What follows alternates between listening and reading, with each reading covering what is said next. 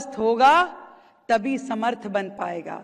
कल ही इसी प्रांगण में मोदी जी ने जब नवोकार मंत्र पे अपनी बात रखी, उसमें भी जो 9 संकल्प देशवासियों को लेने के लिए बोला, स्वास्थ्य उसमें से एक था।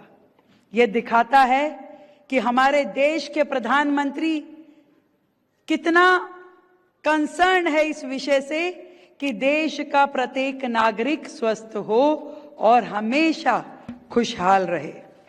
एक कहा गया है, आरोग्यम परम भाग्यम स्वार्थे स्वार्थ साधनम, यानी निरोगी होना परम सौभाग्य की बात है और स्वस्थ शरीर में ही अन्य सभी कार्य भी सिद्ध करने की क्षमता होती है। और उसी सिद्धांत को लेते हुए देश के प्रधानमंत्री जी ने हमेशा हर क्षण भारतवर्ष के प्रत्येक नागरिक के स्वास्थ्य की चिंता की है। उन्होंने कभी उज्ज्वला के माध्यम से देश की बहनों की स्वास्थ्य ठीक रहे, उनके फेफड़े उस धुएं में ना गले, उनकी आंखें ठीक रहे, उनकी सारी योजनाओं में आप देखिए कि देशवासियों का स्वास्थ्य लाभ छिपा हुआ है। पोषण के बात उन्होंने कही, योगा की बात उन्होंने कही, मेडिटेशन की बात उन्होंने कही और हर योजना स्वास्थ्य से जोड़ करके उन्होंने पूरे देश की जनता के लिए एक नया रास्ता बनाया। स्वस्थ भारत, समर्थ भारत। देश के प्रधानमंत्री ने दिल्ली को भी ये योजनाएं पूरे देश के साथ हमेशा ऑफर करी। आयुष्मान भारत योजना जब पूरे देश में लागू हुई तो दिल्ली के मुख्यमंत्री जी से भी कही गई कि आप इसे लागू कीजिए। जब हम 2021 में पूरे देश में लागू की गई तब दिल्ली को भी कहा गया कि आप इसको दिल्ली में ले लीजिए। दुर्भाग्य ये दिल्ली का रहा, जो खता हमसे उस समय हुई थी, जहां लम्हों ने खता की थी एक बटन दबाने की और सदियों ने सजा पाई। 10 साल तक दिल्ली स्वास्थ्य से महरूम रही। अभी हर्ष मल्होत्रा जी बता रहे थे कैसे कोविड के समय में हजारों मौतें दिल्ली में हुई, शमशान घाटों पे लाइन लगी हुई थी। क्रिमिनेशन के लिए समय नहीं था, स्थान नहीं था, वो समय दिल्ली ने देखा। ऑक्सीजन फेलियर के कारण कैसे सैकड़ों मौतें एक ही दिन में हो गई थी, हम में से भी कईयों के रिश्तेदार थे, वो समय दिल्ली ने देखा। ये सिलसिला खत्म नहीं हुआ, अभी तक की भी परिस्थितियां ऐसी थी और ऐसी हैं कि आज टेक्नोलॉजी के नाम पे हमारे अस्पतालों में सुविधाएं नहीं है, बेड नहीं है जितनी जनता है। एक सर्जरी के लिए 6-6 महीने बाद की, साल भर बाद की डेट दी जाती है। कोई टेस्टिंग करवानी हो तो महीनों का समय लग जाता है। डॉक्टरों की कमी है, साधनों की कमी है, अस्पतालों की कमी है। यहां तक कि 24 अस्पताल दिल्ली में जो कोविड के समय में शुरू हुए, अधूरे छोड़ के पिछली सरकारें भाग खड़ी हुई। हजारों करोड़ रुपए उस पर लग गए, परंतु आज भी वो ऐसी स्थिति में नहीं है कि उनको बना करके फिर से काम में लिया जा सके। ये बात तब भी संभाल लेते मोदी जी, यदि इस सरकार जो कि उस समय की थी वो एक हाथ तो आगे बढ़ाते, कहीं उंगली रखने की जगह तो देते। मैं तो ये कहना चाहूंगी उन सरकारों के बारे में कि तुम कहीं से भी फिसलते तो संभाल लेते तुम्हें मोदी जी।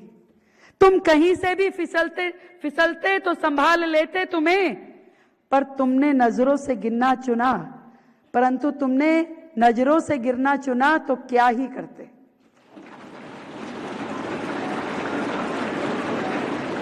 उस सरकार ने अपने लिए चुना यही था। उन्हें मंजूर था जनता की निगाहों से गिरना, लोगों का मरना, लोगों की दुर्दशा होना, तो कोई क्या कर सकता था? नहीं तो ये वो योजनाएं थी जब पूरे देश में लागू हुई, उसी समय दिल्ली को भी, दिल्ली के लोगों को भी ये योजनाएं मिल सकती थी। परंतु हमारी सरकार ने आते ही सबसे पहला ये काम किया। आज प्रधानमंत्री Ayushman Bharat health infrastructure mission योजना के तहत अभी 1139 आयुष्मान आरोग्य मंदिर जो बनेंगे, वो आपके ये जो मोहल्ला क्लिनिक थे, जो रोड किनारे, नालों पे, सड़कों पे पोटा कैबिन बना के खड़े कर दिए गए, जिनमें कोई सुविधा, कई गुना ज्यादा बेहतर सुविधाएं आपको गली मोहल्लों के अंदर मिलेगी। मातृ शिशु स्वास्थ्य, इसमें मातृ शिशु, जिसमें बुजुर्गों की देखभाल, जिसमें सभी रोगों को इलाज की सुविधाएं इन जन आरोग्य मंदिरों के माध्यम से जनता को दी जाएगी।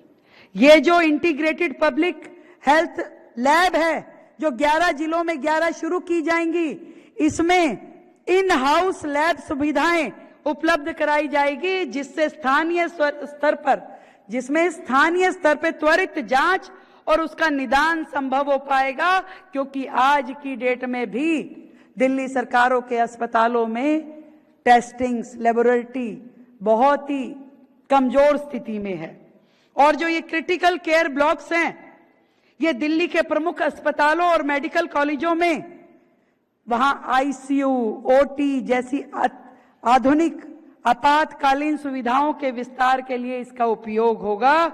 और ये योजना जो है, ना सिर्फ दिल्ली की जनता को स्वास्थ्य लाभ देगी, बल्कि जो भी दिल्ली में आने वाले लोग हैं और उनको ये लाभ चाहिए, वो उनको मिल पाएगा। और इन योजनाओं से सिर्फ स्वास्थ्य सेवाएं नहीं सुधरेंगी, बल्कि वो समस्याएं जो मैंने कहा कि दवाइयों की कमी, जांच सुविधाओं की कमी, विशेषज्ञ स्वास्थ्य कर्मियों की कमी, उन सारी मुद्दों का भी समाधान दिल्ली में अब हो पाएगा। इसलिए भी मैं देश के प्रधानमंत्री जी को आज आप सभी के माध्यम से धन्यवाद करना चाहती हूं।